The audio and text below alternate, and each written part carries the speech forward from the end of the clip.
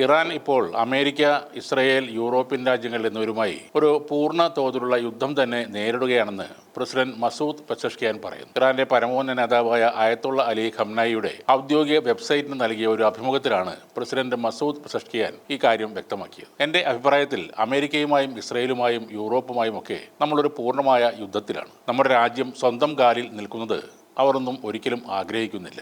Iraq നേരത്തെ നമുക്കെതിരെ നടത്തിയ യുദ്ധത്തെക്കാൾ മോശമാണ് ഇപ്പോഴത്തെ യുദ്ധം. സൂക്ഷ്മമായി പരിശോധിച്ചാൽ ഇത് കൂടുതൽ സങ്കീർണവും പ്രയാസം ഏറിയതുമാണ് എന്നും ലക്ഷക്കണക്കിന് ആളുകളുടെ മരണത്തിനിടയാക്കിയ 1980-88 കാലഘട്ടത്തിലെ ഇറാഖ് സംഘർഷത്തെ പരാമർശിച്ച് അദ്ദേഹം പറഞ്ഞു. ഇറാന്റെ ആണവ പരിപാടിയുമായി ബന്ധപ്പെട്ട് സെപ്റ്റംബറിൽ രാജ്യത്തിനെതിരെ UN വീണ്ടും ഉപരോധം ഏർപ്പെടുത്തിയതിന് പിന്നിൽ കളിച്ചത് ഫ്രാൻസ്, ബ്രിട്ടൻ, ജർമ്മനി എന്നീ രാജ്യങ്ങളായിരുന്നുവെന്നും മസൂദ് പെസഷ്കിയാൻ പറയുന്നു. ഇസ്രായേൽ പ്രധാനമന്ത്രി ബെഞ്ചമിൻ നെതന്യാഹുവിന്റെ അമേരിക്കൻ യാത്രയ്ക്ക് തൊട്ട് മുമ്പാണ് പെസഷ്കിയാന്റെ ഈ പ്രസ്താവന. ഇറാനെതിരായ ഭാവി ആക്രമണങ്ങൾക്കുള്ള സാധ്യതകളെക്കുറിച്ച് പ്രസിഡന്റ് ഡൊണാൾഡ് ട്രംപിനെ അറിയിക്കാൻ നെതന്യാഹു പദ്ധതി ഇടുന്നു എന്നാണ് റിപ്പോർട്ടുകൾ. ഇസ്രായേലും ഇറാനും തമ്മിൽ ഇക്കഴിഞ്ഞ ജൂണിൽ 12 ദിവസം നീണ്ടുനിന്ന ഒരു സംഘർഷമുണ്ടായിരുന്നു. ഇറാനിലെ സൈനിക ആണവ കേന്ദ്രങ്ങളിലും ജനവാസ മേഖലകളിലും ഇസ്രായേൽ നടത്തിയ ആക്രമണങ്ങളാണ് ആ സംഘർഷത്തിന് വഴിതെളിച്ചത്. ഇപ്പോൾ ലോകം മറ്റൊരു മഹായുദ്ധത്തിന്റെ വക്കിലാണെന്ന സൂചനകൾ നൽകുകയാണ് ഇറാൻ പ്രസിഡന്റ്. 1980-കളിലെ ഇറാഖുമായുള്ള 8 വർഷത്തെ യുദ്ധസമയത്ത് മിസൈലുകൾ എവിടെ നിന്ന് വരുന്നുവെന്നും എവിടേക്ക് നമ്മൾ തിരിച്ചടിക്കണമെന്നതും വ്യക്തമായിരുന്നു. എന്നാൽ ഇന്ന് അവർ നമ്മെ എല്ലാ കോണുകളിൽ നിന്നും വളയുകയാണ്. ഉപരോധങ്ങളിലൂടെ ശ്വാസം മുട്ടിച്ചും